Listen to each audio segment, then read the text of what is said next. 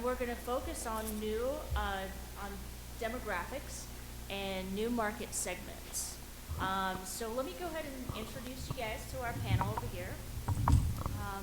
We have Chris Hampton with Hampton Choice Holdings and Hampton Choice CBD, and his specialty is product development, education, community outreach, and marketing. And I'll let him go ahead and talk a little bit about himself and introduce himself.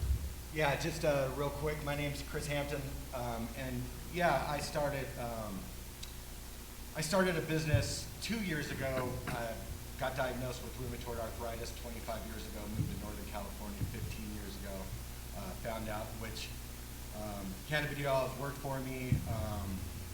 Yeah, opened up a retail in Louisville, Kentucky a year and a half ago in the predominantly urban African American community with African American partners. Most of my business comes from the Bible Belt, Southern Baptist, Kentucky. And, you know, for the past 4 years, you know, it's just been changing minds, trying to get people to start using CBD. I've since started Hampton's Choice 6 months ago, and I'm teamed up with a doctor and a nurse, a hospice nurse, and their team in the durable medical equipment space, and we're doing a lot of stuff with, pharmacogenetics and trying to, figure out once this hopefully changes where we can start seeing patients and, therapies and such, and kind of focus on what works for each individual person. So, yeah. Great, thank you so much. All right, we also have Dr. David Gordon. Goes by Dr. Dave? That works. Dr. Dave? Yeah. All right, thank you. With 4 Pillars Health and Wellness, and I'll go ahead and let him introduce himself.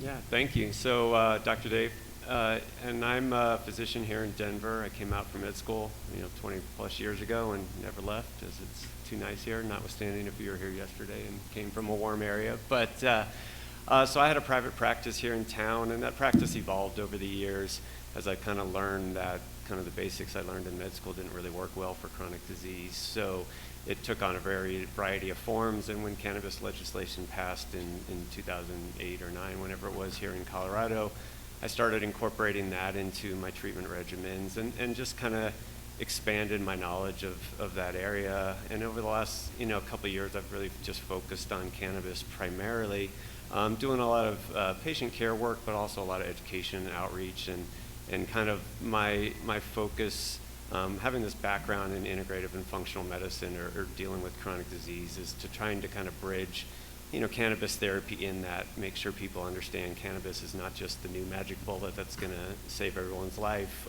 but really that it's a bridge or a gateway towards kind of incorporating a comprehensive health and wellness regimen into their routine. So that's kind of where I put my focus these days. Great, thank you so much. And certainly, last but not least, we have David Turetsky. Yep, that's correct. Correct? Yes. Great. With, go ahead. Okay, so my name is David Turetsky. I am the Director of Account Management at Shy Farms. Farm is located in Pueblo, Colorado. I kind of was a jack of all trades from the beginning. I moved out to Colorado from the East Coast about 3 years ago. Started at the farm, hands in the dirt, and now I'm in more front office position. I kind of oversee some of the farm stuff with a mix of helping our clients mesh well with the farm, keeping that relationship and keeping the transparency from seed to sale across the board. Great, thank you. Thank you. So thank you guys for joining us. We're going to go ahead and start with some of our questions. So one of the first questions is what has been your experience with the stigma of cannabis? We all know that there's been a lot of stigmas about cannabis, CBD, and hemp, marijuana as well, under the cannabis umbrella.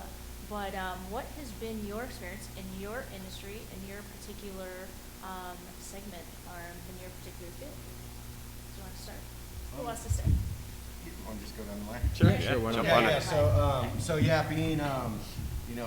Being in the cannabis space for the past 15 years in Northern California, I went to the University of Louisville, and all my family's in Kentucky, so I wanted to kind of bring it back to Kentucky. So in order to do that, you know, my father's a Southern Baptist.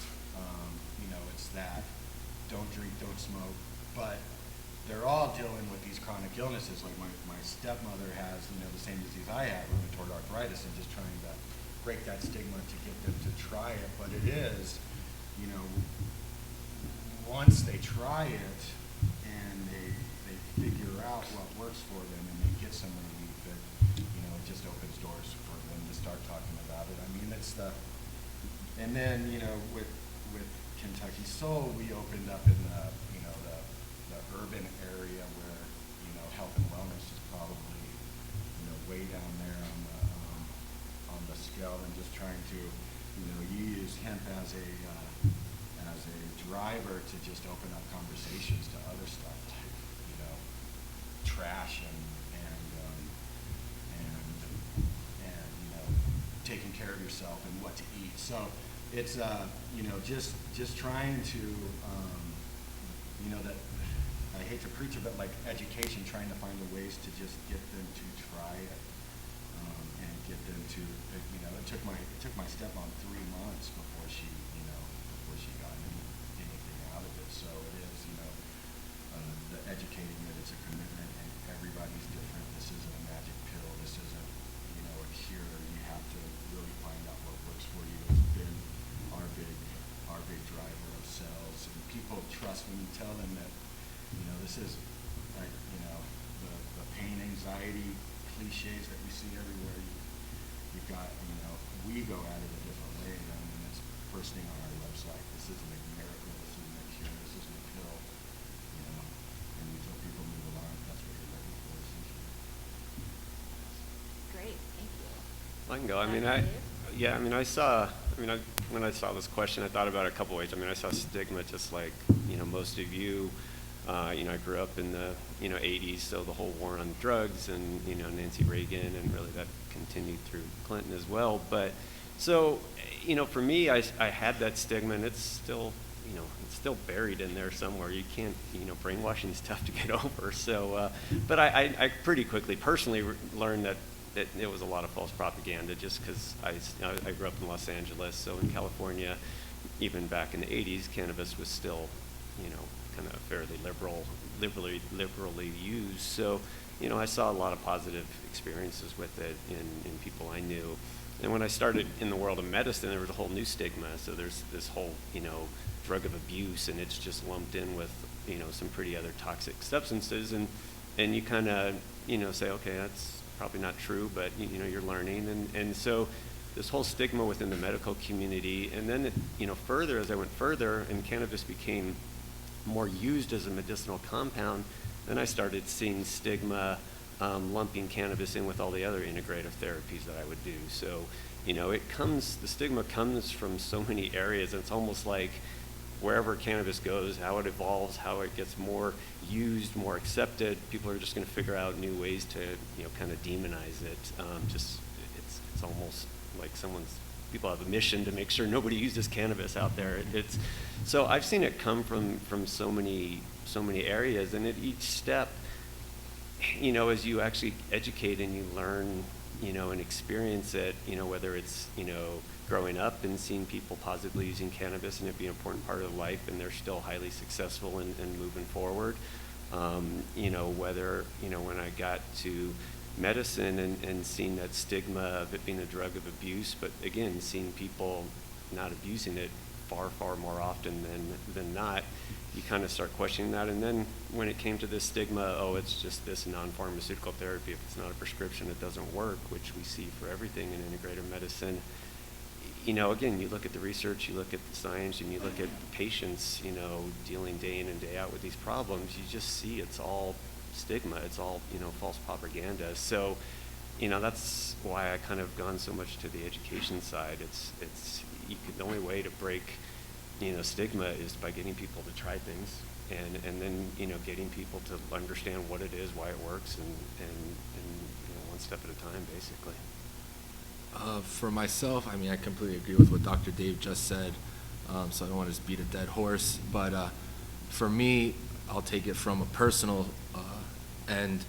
The stigma growing up in Philadelphia and South Florida in the East Coast is just looked upon a little bit differently.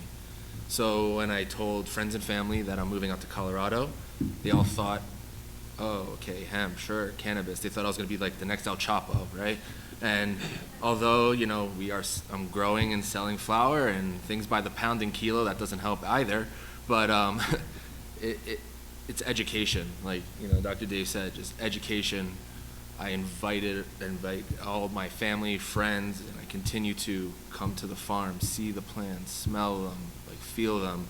Really make it a tangible thing. Make it not just so much what you see on television, but something that they can see in person. And to me, that's very important. I invite all of you, come to the farm. You know, but you know, it's very important to educate and show someone that it's more than just, you know, finished good. It's a plant that grows. So yeah. Thank you. Follow-up question, do you think that the cannabis industry has helped encourage the stigma, or do you think that they have tried to steer away from the stigma, the industry as a whole? As a whole, I think that CBD actually really helped the stigma, because someone who smokes, whether it's legal or not legal, marijuana that is, they're gonna smoke, right? They can hate it, love it, whatever the case may be. For those who are really anti-marijuana, you know, they might have arthritis pain, they might have headaches, they might have certain things that a cream, a tincture, something that's not so much like a joint or a bowl, bong, whatever you use, makes it more norm, I guess you could say. So by the person applying that cream, and then a couple minutes later, like, that pain, hey, that's like not so bad, you know? I'm not high, this is great. Like, so I think like CBD really helped educate people that, hey, it's not so bad, and then maybe they'll be like, all right, well, maybe this isn't so bad after all, the whole category of cannabis. Yeah. I'd say one thing. Yeah, I agree with a caveat. So I think the concept of CBD, introducing it to individuals who, you know, would say, oh, I don't want anything to do with marijuana or whatever, that was huge, because yeah, now these people are, like you said, getting the benefits. I think not the industry as a whole, but certain, you know, aspects of the industry though have facilitated the stigma, because I've seen a lot of hemp companies go out of their way to make it like they're like a different world than the marijuana plant, you know. And I've even, you know, seen on websites and things, oh, you know, we're hemp, we're not cannabis, you know. So I think as a whole, the CBD industry, it's been very beneficial for the stigma. But I think certain people focusing just on, I want to get my product sold, often has kind of fueled that a little bit, because they're trying in the marketplace to say, no, we're a different plant than, you know, marijuana. And I think that's been counterproductive, and kind of, as a physician, when I'm using all the compounds together, I don't really like that differentiation, because it just, again, furthers some of the false propaganda that THC is this evil, you know, compound of the devil or something like that. Agree, disagree? Yeah, I'm right there. It's funny. I'm like a racehorse. I put the blinders on.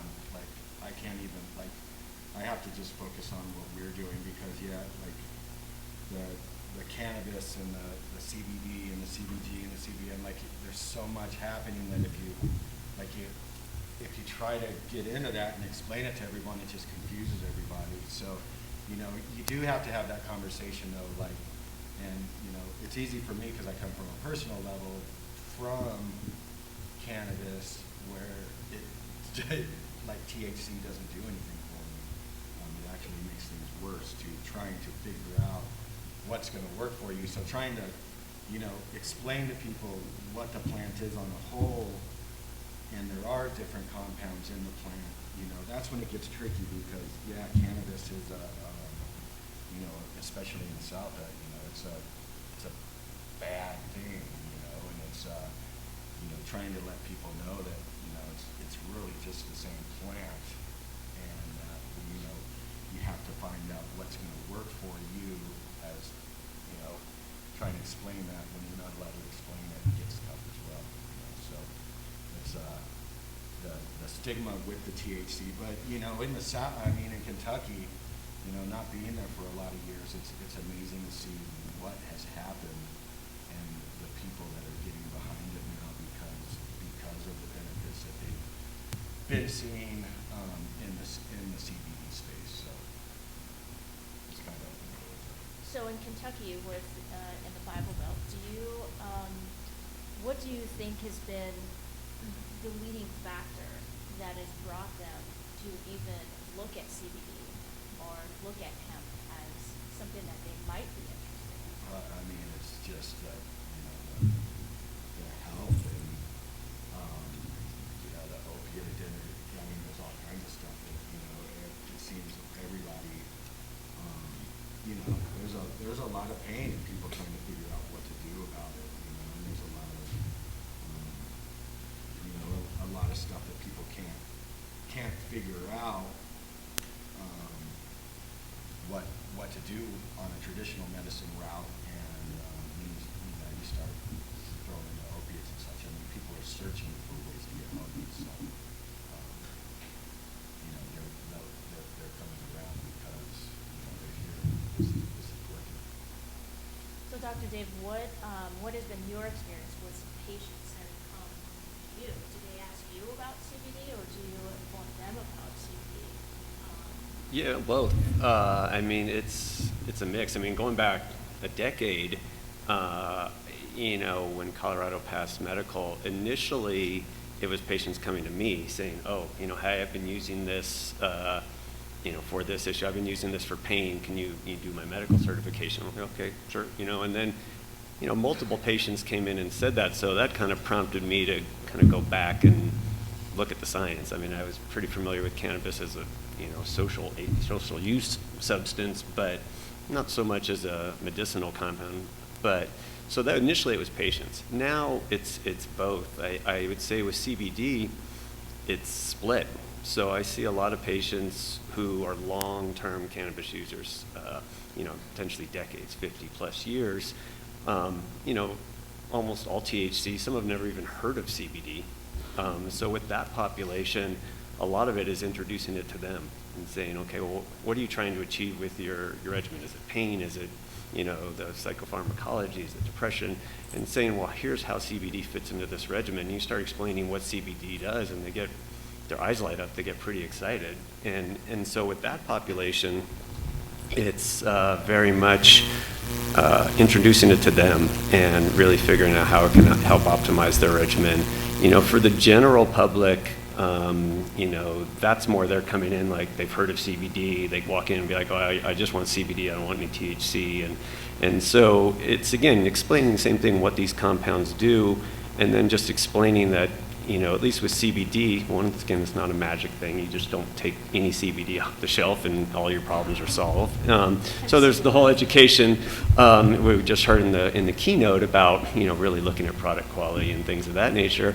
And then there's the education, again, of just, it's an opportunity to talk about the rest of the plant. And you have to talk about it even when you're talking about just a, you know, over-the-counter, you know, hemp extracted product, because yeah, some have THC in it, some don't, and you know, people don't understand that THC doesn't equal intoxication. So you kind of, you know, often people come in and be like, oh, this is what I've been taking. I'm like, oh yeah, this has THC in it. They're like, it does? What? You know, and they're, you know, at first they freak out, and then they kind of settle down and go, okay.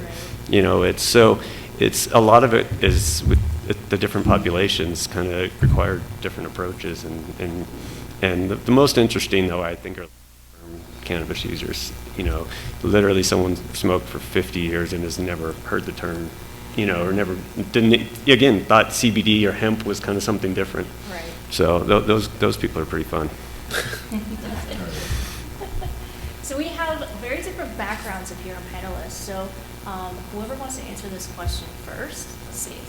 So what market segment or demographic do you think is going to be the next big market segment that was once opposed to cannabis, CBD, hemp, or marijuana, that's now coming around to it?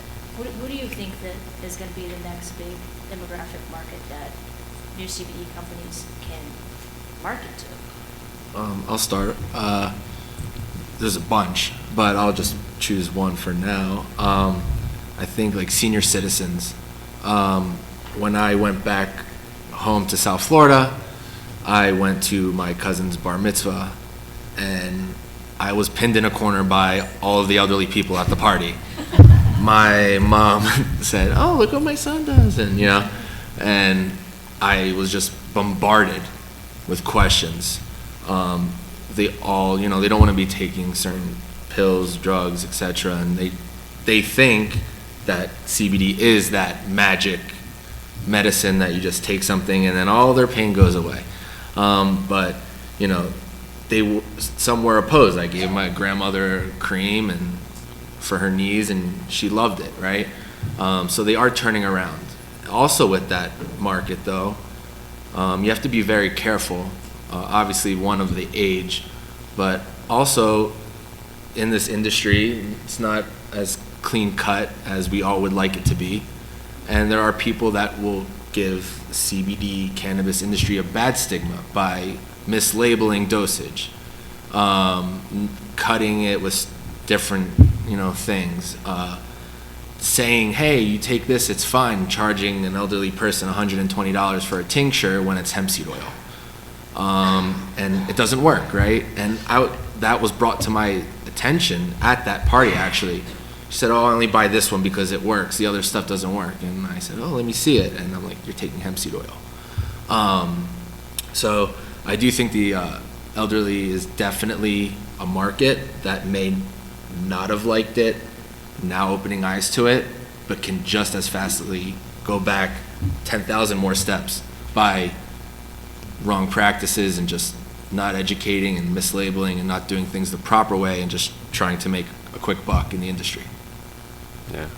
I mean, on a theme, a very similar theme, I was just back in Los Angeles for Rosh Hashanah dinner and with, half the table over the age of 70, and I got repeated questions. So if you're at any Jewish holiday event, be prepared for questions about cannabis, I guess. But, I don't do a whole lot of marketing, so that's why I said I'm curious what these guys think. The only thing I wonder, and I'd be curious with your guys' experience in the greater integrative health world, functional medicine, integrative medicine, the driver of decisions and the purchasing power is all women between 40 and 55 generally. It's something like 80%, I don't know the exact numbers. And at least when I see patients cannabis-wise, I would say that population, women 40 to 50 plus, is fairly underrepresented. I think, again, it's my age, they grew up in the whole war on drugs, and generally, I'd say males use cannabis more than females, so a lot of them were not, kind of regular users in teenager or college years, and so they've had that, false propaganda feed in. So I would say it seems like that population is not that much on board, but again, they drive healthcare decisions more than any population. So I'd be kind of curious, those who are out in the community, if you've kind of run into that demographic and kind of what you've seen, what you've heard, but at least in the greater integrative medicine world, that is the number one target population 100% of the time. Yeah, there's, I agree with them, but what I've seen, the past 2 years is that, the low income people are wanting this so bad, but they just cannot do it. Being in the urban community, we have people coming in 20 people coming in the doors, and we literally have negative buyers. Well, they just cannot afford it, and we can't put it out there for them to afford. So, if you can find, that product that actually works, that you can do on a, and then they come in with the products that they order online, the tub of CBD hemp oil rub that does nothing for them. So, they come in with a $20, rub or solve or something that they bought online, and it doesn't work. And then what do you have? Well, we have this, it's awesome, but it's $60. I can't afford that. Like, it's the recurring theme. So, you know, I mean, we're trying to put stuff in smaller containers just to get people to try it. But, you know, it's that low income, those people, you know, the Medicaid people, and, you know, that just can't afford it, is going to be a huge market if you can figure out a way to, you know, get the numbers down and make sure it works. You know, that's the big thing. Yeah, I want to kind of chime on what both these gentlemen said up here. One, you did hit it on the head. That is a big demographic. Prior to me answering the question, I did say there's a few. Another industry that's going to be massive will be like cosmetic lines. I've been talking with a few national brands already and toured and things of that nature. So the wave is coming. In the sense of cost, I don't know how many of you sell CBD or isolate, but if you do, you definitely know the cost has plummeted. So cost really should become a much more affordable thing. It should just make the COGS of an item that much less for the company who's making the product, and thus they should be able to put out a product with just as high quality. If they vet a proper customer, go straight to a lab, a farm, vet them. Don't just find a guy that says, oh, I sell CBD, and asks, you know, for 50,000 things before even showing you a C of A. Like, that's ridiculous. You should be able to get that without a problem. You don't need to give your blood type, social security number, NDA, LOI.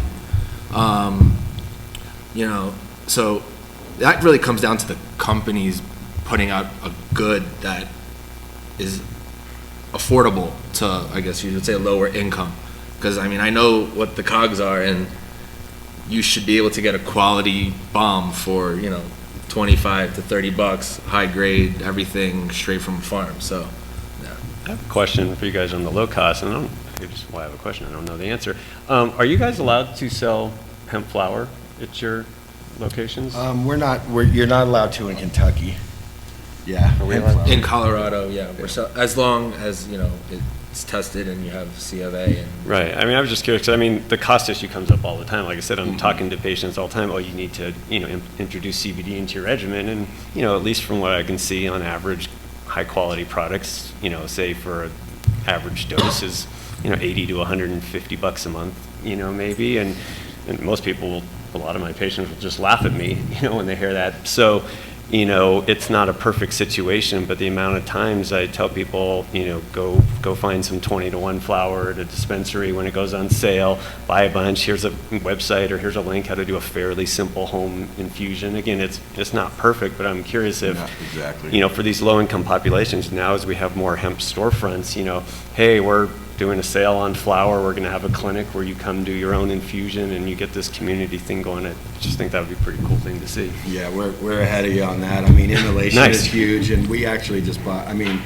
like, we work with, you know, Source up in Fort Collins, where you can't do it in Kentucky because you can't work with flower, but just teaching people how to extract their own, like, and to, you know, get the flower and use the Source, and how to make a tincture, and how to make a rub, and how to do that kind of stuff. I mean, for you know, being you know, it's not what, but that's how you have to do it with them, and especially you know, inhalation, you know, with the flower, we try to work around it, and especially people that are really needing relief, you know, just try to figure out how they can afford to get it and to get around there in Kentucky. I mean, luckily we sell nationally, but, you know, it is, you know, that is the way to go, though, for low income. And yeah, we do little clinics on how you can extract it yourself. And that So kind of stuff. education is certainly key. Yes. And I know that there are quite a few dispensaries, CBD dispensaries, but also marijuana dispensaries that have different programs that they initiate as well. If you're in law enforcement, if you're a firefighter, if you're a teacher, or if you're on certain social services, that they, you know, they can verify that at the dispensary, and then you qualify for a certain discount. Yep. So I think those programs would help, you know, what the demographics that you're talking about as well. Totally. Great. Well, I think we may have some time for some questions. Does anybody have a question? Whoa. All right, let's go right here. All right, I'll use this kind of microphone. Okay, thank you. Question primarily for Dr. Dave, but curious if there's any experience from other panelists to answer this. Who do you look for, or who do you look to, or what kinds of journals do you read to be informed on efficacy of CBD or THC for mood, mind, health, pain, whatever it may be? I mean, I know that when you prescribe it or work with your patients, you have some anecdotal feedback. But is there a study that you're referencing that's outside of that, that's maybe quantitative, or are there journals or other doctors or researchers who've done these before and after tests that kind of inform you on what works and what doesn't work? The context there is I do beverages, and so it's helpful to understand what is effective in terms of what I'm putting in my product that I'm selling. Gotcha. Thanks. Do you guys need me to repeat the question at all back there, or are you guys good? So the question was kind of what sources do I use to kind of look at the clinical data that's out there that kind of might say here's the best formulation or here's the best tool. For me, what I'll typically do is I have a variety of just kind of daily newsletters that'll pop up, and it'll say, oh, here's a study that's published, here's a study, and even I'll see a mainstream media article, but there's usually a link, or I can figure out where the study is and find the study. So that's kind of day-to-day kind of keeping up. In terms of cannabis and cannabinoid research journal, and there's a handful. There's the one that's put on by the group here, Journal of Cannabinoid Science, I think it is. But I'm not usually a sit and just read through journals. Usually my method is I'll start with kind of an overview article, and I'll go back and look at the primary references in that article. So if you mentioned Project CBD at the last talk, if you go and look at them, they'll have some research quotes. So I'll say, oh, here's a study just on seizures and CBD.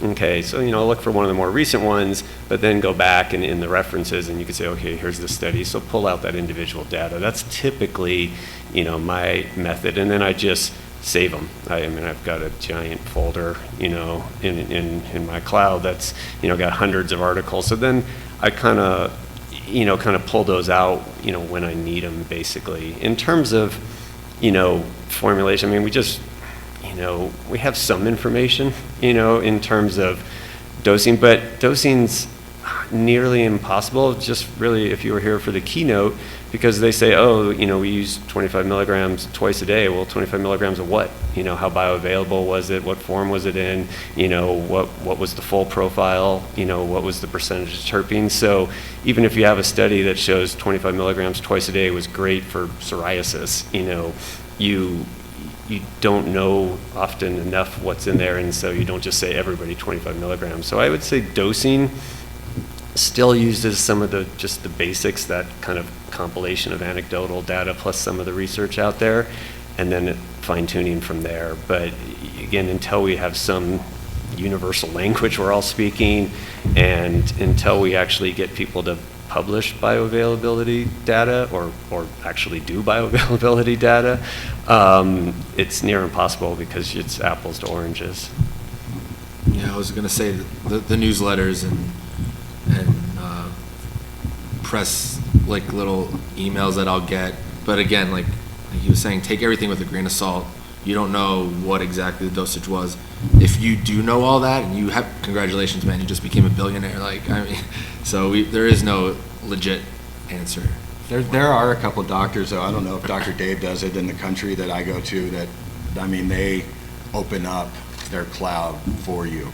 And then they do, there's a couple of doctors that you can go to their website and they'll do videos on the study that came out yesterday.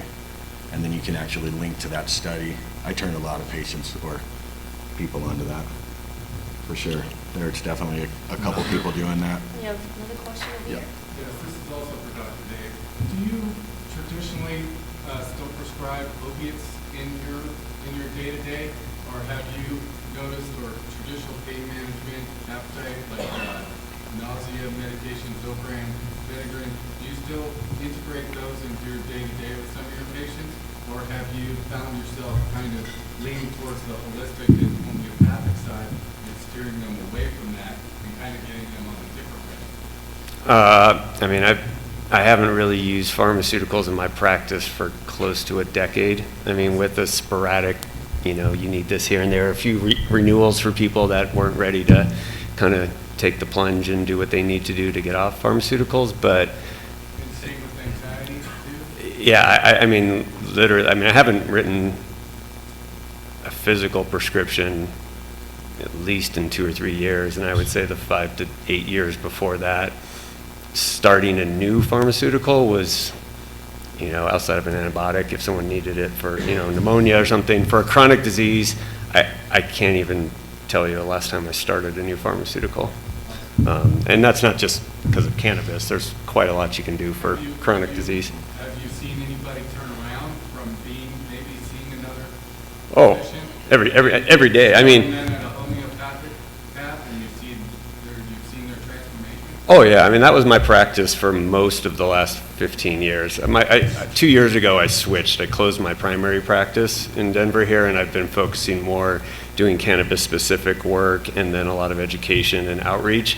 But, up until 2017, I mean, that was my practice, taking people who were, stuck in the medical system and getting them out of it, basically. Thank you. Yep. Another question right up here? I may be a little off base. I'm green. I don't know if you can tell it. I should be neon shining right now. We're all You're here. We're all green. When we talk about breaking new horizons, I'm coming from a different place. I'm coming from a place, I'm in a state where adult recreational is going to be legal. And that's fine. And I'm going to have a dispensary. And that's fine. However, I want to capitalize on the benefits of CBD. How do I bring that in to a place, a space where everybody's focus is more on enjoyment than perhaps health benefits? Let's make this a little bit quicker. Kind of Okay. writing it up a lot of time. I would just be very transparent with your customers that will be coming into your dispensary. Vet who you will be getting your CBD from. That is very, very important because a happy customer will come back. So make it a tangible thing. Like I said before, just have it like show plants, show farm, show where it comes from, and now it's in your store. And it creates a little story. And if you can create that story and the product works for the customer, they'll be in your store to get whatever they were getting every time. Yeah, and it's all about outreach. If you want to hit me up when we walk out of here, like what we did in Louisville, I mean, we were going into churches on Sundays and talking to congregations and such about like how you can be more healthy. And like if you can just get people trying it, it all goes back to that. Like if you have a good product, it'll speak for itself. Building trust in the community is Trust a big is thing as huge, well. yeah. It's huge. Like And you, Dr. Dave, do you have a twin? I do not. But the only thing I would say, if you're, going to be having a rec dispensary, there's CBD in the marijuana space as well. People, the big thing you can tell people, CBD is usually going to kind of augment some of the benefits of THC and going to minimize some of the downsides. So, the amount of people over the last, 2-3 years that have incorporated, not necessarily a CBD hemp product, but just a 1-to-1 ratio product or a 1-to-3 ratio product. I mean, just some CBD into their flower, into their tincture, they like it. And so you don't have to just be using a hemp product to incorporate CBD. Just use high quality cannabis, strains that have some amount of CBD in them. Guy in the back, I think. Last question, and we'll make this real quick, please. I kind of have 3 questions. First one, Chris, when you're talking about using CBD for your RA, are you talking about cutting out all other products? I mean, I'm using extract, I'm a huge proponent of combining it with traditional. I hate when people say I'm off my meds. No, I'm still on a TNF blocker, Enbrel, but that is the only thing I'm on, you know, and it's, yeah, that drives me crazy. So traditional with us, with what we're doing, yeah. Second one, you said you haven't prescribed any traditional pharmaceuticals in years. Are you dealing with cases of like things like Wegener's and patients who are have kind of advanced autoimmune diseases as well? Yeah, although most of those patients who were coming to me were people who wanted to get off that or were diagnosed with something and didn't want to start that. So they'd already made that decision. And so when you look at, well, you know, functional medicine as a root cause approach, you're basically removing inflammatory triggers and removing the sources of inflammation, so you don't need the anti-inflammatory compounds, basically. Last question. And for your farm, Yeah. are you, how are you doing the testing to regulate to make sure that it stays at that 1.3% or lower, stays at Right. So obviously the state comes out and tests, but weekly we're doing tests on different parts of our crop. So if our crop, one of our crop circles is 110 acres, and we have a variety of different strains. We'll go up to those different strains weekly, test and pull samples and go to the lab. It's expensive, but it's to ensure that we do stay below that 0.3. Great. Thank you guys so much. Thank you for joining us, and our panelists will also be around. If you guys have any other questions. That's the one thing I've not done. I don't get to farms, and I still want to. Yeah, absolutely.